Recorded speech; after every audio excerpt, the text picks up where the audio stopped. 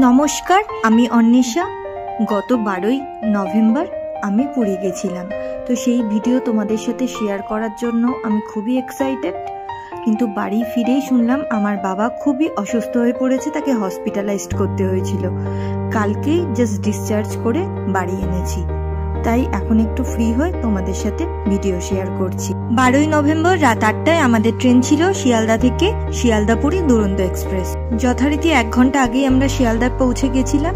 তারপর executive lounge থেকে রাতের ডিনারটা প্যাকিং করে নিয়ে আমরা ট্রেনে উঠে পড়লাম। 2 দিন আগেই দিল্লি লালকেল্লাতে ওই কার ব্লাস্টের ঘটনাটা হওয়ায় শিয়ালদাতে দেখলাম ঢোকার মুখে ব্যাগ চেকিং হচ্ছিল।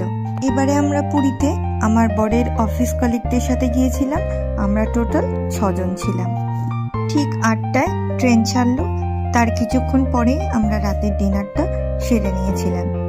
আমি নিয়েছিলাম চিকেন থালি, তাতে ছিল ভাত, ডাল, আলু ফুলকপির তরকারি, চিকেন, মিষ্টি, স্যালাড আর মিক্সড পিকেল। আর খাবার খুবই ভালো ছিল। বিয়ের আগে একবার আর বিয়ের পরে এই নিয়ে 6 বার পুরী যাচ্ছি, তো কোনোদিন ব্লগ করা হয়নি। তাই এবারে আমি ঠিক করেছি তোমাদের সাথে আমি শর্টসের মাধ্যমে প্রত্যেক দিনের ব্লগ শেয়ার। 4টে কুড়িতে আমরা নেমে গেছি পুরী স্টেশনে।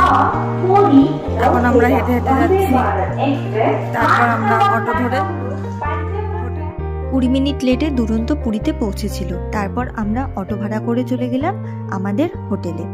আমরা যতবারই পুরী যাই এই হোটেলেই থাকি।